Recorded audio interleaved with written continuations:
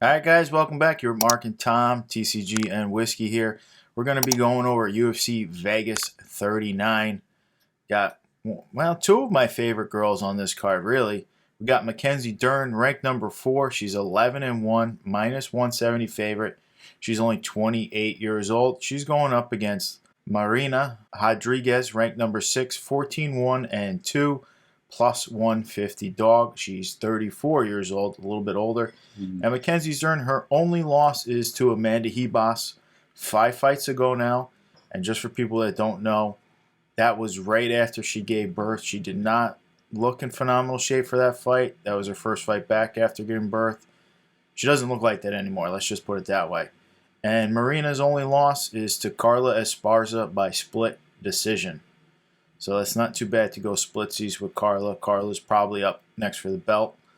But, Tom, how do you see this one playing out? This is striker versus grappler. Yeah, that's how Mackenzie's pitching it, too. All right, so you got Mackenzie Dern, the American, on one side, 5'3" in height. You got Marina Rodriguez, the Brazilian, on the other side, 5'5" in height. Rodriguez holds a 2-inch reach advantage. Mackenzie Dern, 11-1-0 overall, 6-1 in the UFC. Black belt in BJJ, highly decorated grappler worldwide. Coming off a round 1 armbar sub of Nina Nunez in April 2021. The other side, Marina Rodriguez, 14-1-2, UFC 4-1-2. She's a purple belt in BJJ, dark blue with black tip belt in Muay Thai. Coming off decision win over Michelle Waterson, the karate hottie, in May 2021. And I believe that was Rodriguez's flyweight debut. So she's coming back down to straw now. She was up at a little bit higher of a weight for that fight. They both fight lower, though. That was just, I think Michelle was like a last-minute replacement and she couldn't cut or something like that. That was a normal one there. They didn't mean to go up. They just did it for that one time. Kind of like a catchweight. Okay. Well, it was listed as flyweight debut, so for Marina. So I just noted that, being the fact that she fought at that, and then now she's coming back down to straw. Where do I see this going? I mean, look, if you let Mackenzie get a hold of you on the ground, it could be over at any moment. Because she's a very nasty fighter too. Like she'll be hugs afterward, but she goes all in when she fights. So you got to be very aware of who you're dealing with. She's going to use all her effort to try to hurt you and sub you. That said, if Marina can survive the sub efforts, I believe that she could win a decision, and I'm going to pick her. I'm going to pick the underdog by decision. All right. I mean, I love Marina. Even though I do want to note that I did think in the 5-rounder against Michelle that Marina started to drag a little bit towards that. And you saw moments by Michelle. Michelle put up a really good effort that fight. But I'm going with Marina by decision. Okay. Stipulation would be obviously, I'm picking that, but the stipulation would be obviously, listen, you got to survive the grappling. Yeah. This is a super tough matchup, honestly, for both girls. This is probably the hardest matchup Mackenzie Dern's had. Marina's been in there with a little bit more high-end opponents, I'd say. I mean, Mackenzie beat Verna Jojoba, who isn't ranked super high, but that girl's a monster, too. Verna's super tough. Yeah, I think Verna only has one loss to like Carla, too, or something like that. But we have Marina, the striker by nature, and Dern, the grappler, as you said, worldwide known. I think Dern, though, has improved tenfold on her feet. And I think it's enough to carry her even with someone as skilled as Marina. I remember you watched her last time. She's just so much better on her feet than she originally was, where basically she had to do the Ronda Rousey and judo throw and get you down, or Dern was struggling. Even though she was able to do it. But now she can really... And she's got a good chin. I think she fought with the broken nose versus Verna that time. You remember watching that fight. That was crazy. Yes. I don't think it comes easy, though. Marina is a super tough girl. She doesn't just go down. Like I said, she's got one split decision loss. It's not like anyone's knocking her out or just subbing her easily here. But I think, as you mentioned, Marina can tire a little bit. We'll see how her gas tank is for this fight. I think Dern gets a submission in round 4. I think they stay standing Mm, most of the time mm. before that, though. If Dern can't secure the victory here, if she can secure the victory here, though, another thing, I think she might leapfrog Carla Esparza for a title shot. I'm just throwing it out there. I think she is so popular. She's going to be beating another highly ranked girl. And Carla's sitting there. Carla's not, I don't want to say she's not as popular, but she's not as popular as Mackenzie's loved by a lot of people and has the accolades worldwide already. So she brings a larger showing. And we know that's a bigger part of the UFC now than ever. I don't think Carla should sit still for this one, because if Dern wins and puts on a really good show against Marina, I think she leapfrogs her. Just throwing it out there. Without taking Now, Dern submission. just to counter that, we've discussed this already. I don't think Dern's deserving of it. I do think what you said could happen, though, because things like this do happen. Right. Do I think Carla deserves it? Yes, absolutely. She could, and but Carla's won multiple fights in a row as well. she could. But that's not how it works. We know if Conor comes back and wants a fight, Conor comes back and gets a fight. We don't have to go into it, but Mackenzie Dern is no Conor. She's got a lot. She's got a lot more than Carla. Not even on the same planet. She's got a lot more than Carla. I can tell you that. Take a look at the Instagrams and everything like that. You'll see. Now, as far as the card prices I personally think go, Carla will get the fight, but we'll see how it happens. But I don't disagree with what you're saying. Yeah. Card prices go. Dern is already pricing my one time per show. She was printed in 2018 museum. Not cracked enough, and it was a super expensive product, super expensive sealed product right now.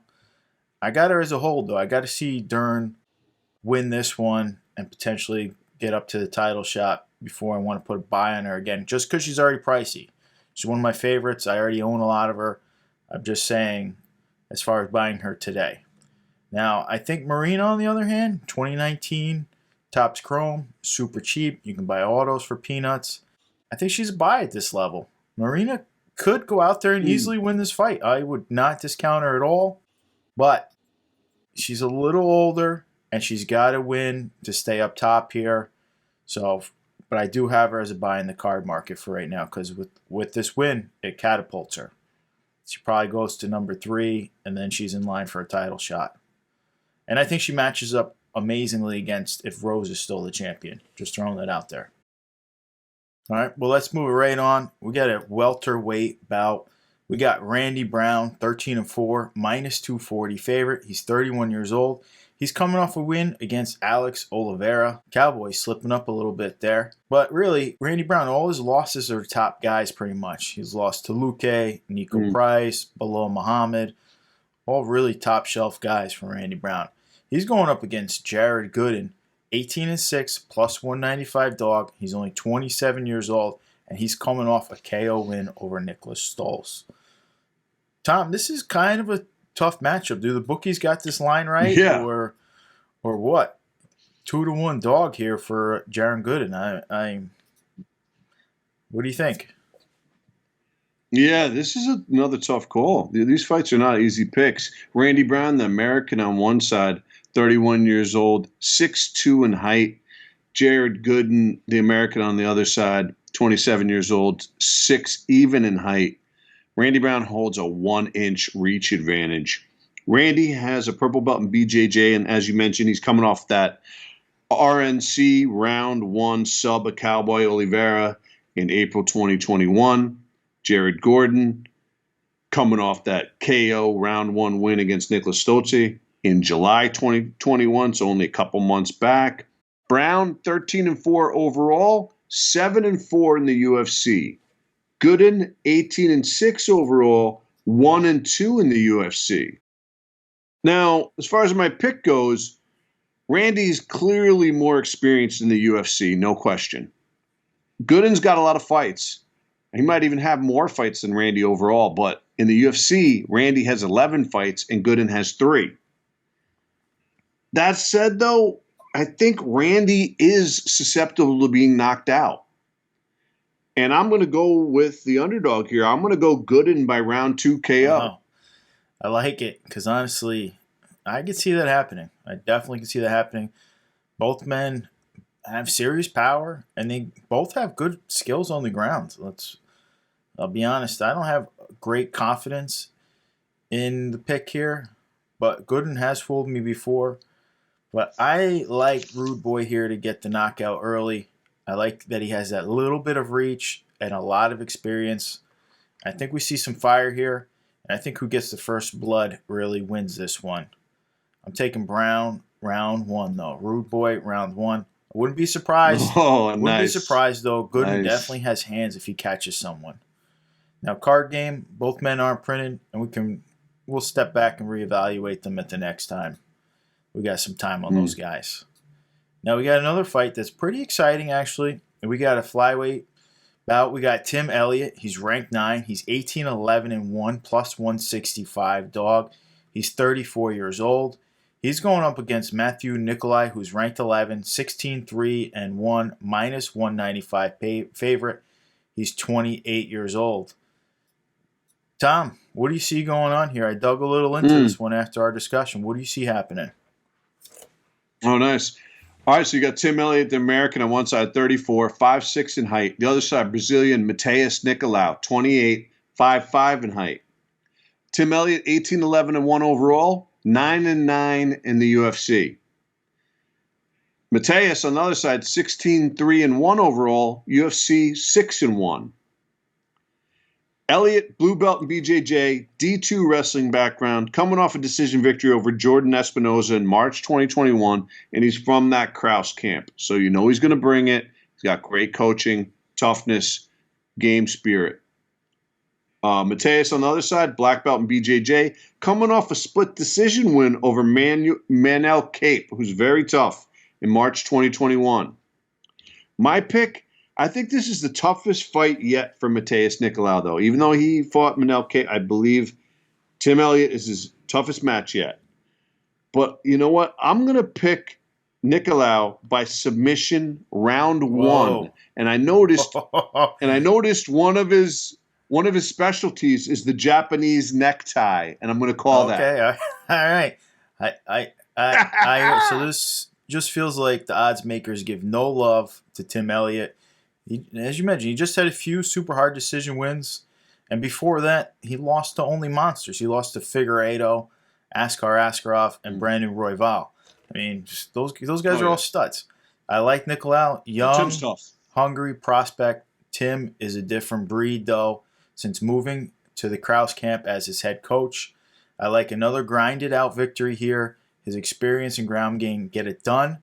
And remember, Matthews hasn't KO'd anyone in the UFC as of yet, and Elliott's not going to be easy to KO. I also don't think many people sub Elliott. Now, I just wanted to go over this because we were talking earlier about the Krause camp. Tim Elliott originally was at Glory. His original coach, I guess, passed away, and then he's like, I've always went to the camps by myself. So what actually happened is, since James Krause took over the camp, Tim went back to the Glory camp. So he's undefeated with James Krause as his head coach. I think he stays that way. And he said, I would like to come do some camps. And Krause told him, no fighters allowed to come into my camp anymore unless you move here and you're serious about training all year with us. He said, I don't want you coming in for your camp using my guys, and then when they have a fight coming up, they don't have you to use because you're living somewhere else. So everyone in the Krause camp has to live in the vicinity and train there all year round right now. And that's why those guys are none of them lose easily. They just had another win on the Contender Series. They're tough. They're cleaning up in the Contender Series, getting guys in. They're incredible. So Tim Elliott is undefeated with James Krause as his head coach, because we spoke about that earlier, what actually happened. You know who I think is part of that camp is that announcer chick, Laura Sanko? Yeah, I think so. I think she's with them, isn't she? I'm not sure about that. I have to take a look on that one. I mean, obviously Gina Monzani's part of that camp. That's Tim's girl. But there's a lot of very good guys in that camp, and they're all there are coming. for sure. James Krause, no ripping on him as a fighter. He's a good fighter, but my God, he's a much better coach than a fighter. He's unbelievable. I just wanted to point that out. That's his new thing. So Tim had to move him and Gina up there to be part of the camp. And he said, Mm. Elliott said, listen, I realized I should not be in charge of my own camp, let alone be in charge of anything. So now that I got a coach, I listen to the coach, and that's how I need it to be. And I'm a bad motherfucker when I have a good coach. So I think Elliott, BMF status. yeah, BMF BMF status. So listen, don't sleep on Elliott here. He keeps getting no love, and he's going to keep rolling here. He looks phenomenal in the Kraus camp now that he's living there. Now, both guys, I think we can sit back and wait a little while.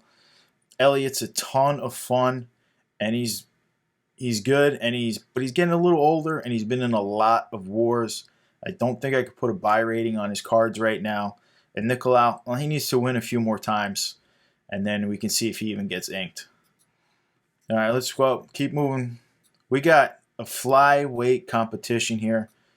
Couple girls, very young, very youthful here. I'm not sure how I feel about either of them just yet. But we got Sabina Mazzo, 9-2, minus 165 favorite. She's 24 years old. She's coming off a loss to Alexis Davis. She's going up against Maria Agupova, who's 9-1, plus 145. She's 24 years old also, and she's coming off a loss to Shayna Dobson. Now, Tom, we got two pretty tall girls here, very young. They looked like they had a lot of potential. Then they took a pretty good back seat there. What do you think's happening here? All right, you got Sabina Mazzo, the Colombian, on one side, 24.56 in height, 1.5-inch reach advantage. She holds over the Kazakhstan, Maria Agupova, 24, who's 5'5" in height. Sabino, 9-2 overall, I got her listed. UFC, 3-2. Maria Agupova, 9-2 overall. UFC, 1-1. Now, Sabino is coming off that unanimous decision loss to Alexis Davis, February 2021. I felt like she really didn't let her hands go enough, and she definitely has a chin, and she tried to kind of make up for it at the end, but it just was too little too late. Now, Agupova on the other side, she's coming off a TKO punches loss to Shayna Dobson, August 2020. Now, that's over a year. That's creeping on 14 months. So how am I thinking? I'm wondering, what has Agupova done with the year off? Right. Kind of similar to what I was talking about with Aspen Ladd. Have you utilized this year to get better? I mean, she could come back and be leveled up. Her physique is really a specimen of conditioning. She's so ripped. I really dig Maria Agupova, but do I think she could take out Mazzo? I think Mazzo's going to be a little too much. I'm going to go with Mazzo by decision. Yeah, I can't argue with that one. I think we get a stand-up match here, though. I can tell you that. Both girls love to strike. I feel Maria has the ability to win this one depending on how she is mentally. As you said, that year off, she had some drug accusations and other things going on in her personal life. I don't know if they were true. Her coach tried to say, no, they're not true, but she got kicked out of her camp and this and that for drug use and all these things. So I don't know what's true. I'm not behind closed doors. I know that really can affect someone, though, mentally and changing everything in your life going forward. So I'm going to be watching her pre-fight interviews. I'm going to watch her weigh-ins to see how her body language looks. And if she seems to be in tip-top shape and sounds good, looks good, she's smiling, she's healthy and happy, I think I take her in this one. I think I take Maria Agupova to get the victory done. But if she looks like she hasn't changed, she doesn't look happy. I saw her picture already in Vegas. She's ripped. But I got to see the other, like, is she smiling? Is she not smiling? When you're mentally... it's Instagram. They always smile. That's why I don't really know how you feel. You could be faking a smile. That's why I got to watch her interview, know. see how she's talking, see her body movement a little bit coming up here before I can really... Because it's a big thing. Is she just fighting for the money right now? Obviously they all fight for money, but does she love the sport again, or she just has to get out there to get paid? I don't know. When drug users don't always bounce back, sometimes they do, sometimes they don't. So I got to see how she looks for me. Now, as far as the card game goes, both girls are young. Now, what are you calling a decision if she looks good? No, I think she wins. Decision win? I think she gets a knockout if she's on point. But if she's not, A knockout. What round are you thinking? Probably late round 3. Mazzo's tough. She's really tough. Okay. Okay, I Yeah, like it. Late round 3 round 3. knockout. Yeah, All I think right. she's going to lay it all on the line. I think Mazzo's going to sit back a lot, so she's going to have to really charge forward at the end there. I mean, listen, I think Mazzo can win if Agupova's not in the right mental state, though, for sure. Now, I think both girls need a lot of improving, which I'm sure will come. They're both only 24. And when they get printed, we'll go over them again. We'll see how we feel about them, see their records. And right now, the only name to concern yourself with in this division is Valentina at the moment. Unfortunately, that's it. Yeah. Valentina or bust right now for that division. Even though, you know who I really like is Andrea Lee. I like what she's bringing to the table. I think she's definitely one to watch as well. But Valentina's just too good, realistically. All right, we got a middleweight bout. Phil Hawes, 11-2, minus 335 favorite. He's 32 years old. He's on a 7-fight win streak, last beating Kyle Dawkins. And a really good fight. It was a serious war, that fight. He's going up against Darren Nguyen, who's 7-2, plus 260 dog. He's 32 years old, and he's coming off a win against Antonio Arroyo. Tom, what's going on here? Yeah, this is like wrestler versus wrestler here, and I think Phil might have the advantage with the striking if it's standing. But wrestler versus wrestler, this is going to be good if it goes to the ground. These guys are both high-end wrestlers. Phil Hawes, the American, on one side, 32 years old. He's 6 feet in height. He holds a 7.5-inch reach advantage, though, over Darren Nguyen, the American, on the other side, who's also 32 years old, and he's 5'5" in height. He's like 7 inches shorter, and he also lacks that 7.5-inch reach advantage. Now, Phil, as you mentioned, he's coming off that decision win over Kyle Dawkins in May 2021, just this past May. He's a brown belt in BJJ. He's got the NJCAA wrestling background. Darren on the other side, he's coming off that unanimous decision win over Antonio Arroyo in December 2020, though. So he hasn't fought yet in 2021. This is going to be his first fight. He's got that Olympic freestyle wrestling background, though. So he has a pretty strong wrestling background with the Pan American Games and whatnot. Phil, overall, 11-2, UFC undefeated at 3-0. Darren, 7-2. UFC, he's 2-2. Where do I see it? I think it's going to be Phil by decision, but I'd like to see a round 1 KO by Phil. If Phil could knock him out in the first, that'd be great, but I think it's more likely to go to a decision. But I'm going with Phil. I think I agree with a lot of what you said right there. I think Darren has his uphill climb. I like his game and his heart. I just think he's a little bit undersized in most fights going forward if he plans to stay a middleweight. Those guys are big. We just saw a guy in the Contender Series last night, same height as Adesanya, be the second tallest guy in the division, tied with Adesanya at 6'4". 5'5" is just kicks to the heads by these guys. Phil's a wrecking crew. He's got power. We saw what he does. He has an incredible chin. Dawkins rocked him hard in that fight. Thought it was about to be over. And he came back to win, honestly. I don't know if you remember that. It was insane. I think we see a war here, though, but I think, as you said, Phil comes out on top. I like to see him get the finish here. I think he gets a knockout early round 2. Just the reach advantage and power advantage is going to drive him forward here. I just don't see Darren getting him to the ground, being he's a wrestler also. It's tough. That size advantage is real in this one. I think both men have a lot on the table to be desired here for me to give them a buy rating, though. I'm going to sit on the sidelines for both, especially knowing who's the king of the middleweights right now. All right. Bantamweight bout. We got Chris Gutierrez, 16-3-2, minus 265, favorite, 30 years old. He's coming off a win against Andre Ewell. He's going up against Felipe Calores, who's 10-2, plus 215 dog, coming off a win against Luke Sanders. Tom, how do you see this one here?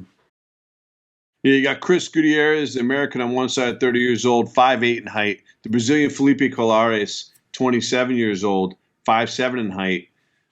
Felipe's got a 2.5-inch reach advantage, though, however, over Chris, even though Chris has that 1-inch height advantage. Chris is a purple belt in BJJ, and he's coming off that unanimous decision win over Andre Ewell in February 2021. Overall record for Chris, 16-3-2, UFC 4-1-1. Felipe, black belt in BJJ, black belt in Judo, and he's coming off that decision win over Luke Sanders in May 2021. 10-2 overall, 2-2 in the UFC. You know, I think it's going to be pretty tough, but I think it's going to go to decision, but I got to go with Gutierrez. Yeah, I think this is kind of clean cut here. I think Gutierrez gets his hand raised here on this night. I think Felipe hasn't fought the same level. And once he came into the UFC, he hasn't had 2 wins in a row yet. As you said, it was 1 win, 1 loss, 1 win, 1 loss. I think El Guapo keeps it standing and finishes his fight in the 3rd round. I don't even think we get to decision. The competition is fierce for Colores. I think both men need a few more wins before they can see any kind of rating from me. Hopefully by the time they get printed, we can reevaluate then. All right, in our last fight, we're going to cover a fan favorite by me and Tom right here. We got a heavyweight bout. Alexander Romanoff, 14-0, minus 650 favorite, 30 years old. He last beat Juan Espinino, and he's fighting Jared Vanderaa, who's 12-5, plus 460 dog, 29 years old. And he's coming off a win against Justin Tafa. That was a pretty good fight by him. I can't deny him in that one. Yeah. But Tom, I mean, I got a good idea who you like here, but what do you see happening? Yeah, you got King Kong versus the Mountain. You know, it's a great little matchup here of big dogs.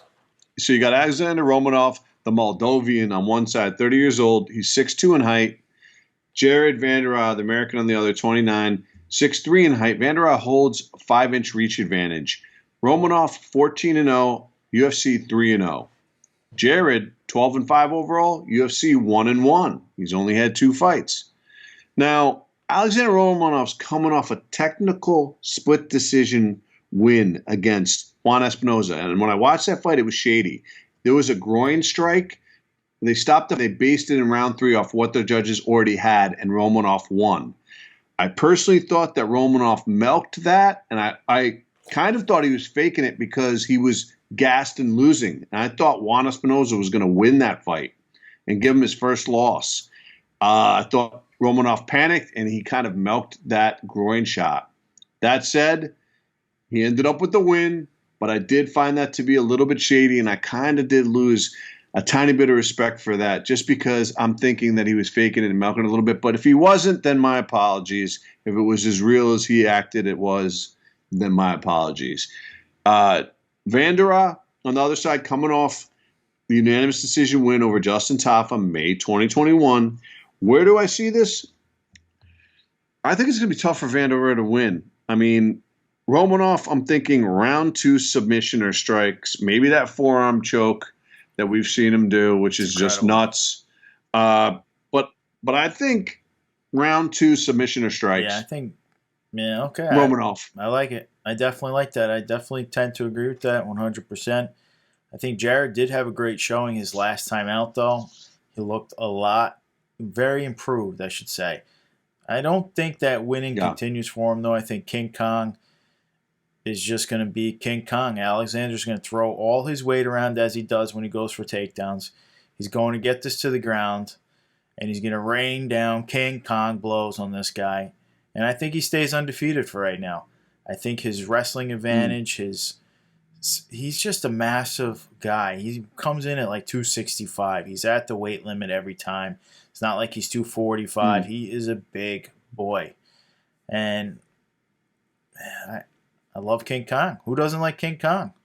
So until we see him printed, though, Romanoff, I may PC him. I can't give him any kind of buy rating until he beats a guy in the top 10, though. Because we know some parts of his games are definitely lacking. Vanderaa is young, but unless he really turns the corner, I also don't see him beating the top 10 guys in the heavyweight division right now. Maybe both those guys could change my mind, and they could both shut me up, but for right now, I don't see it happening. All right, that's all we got to offer you guys tonight, and we'll be back soon. And thank you for joining us. Like and subscribe. Thank you.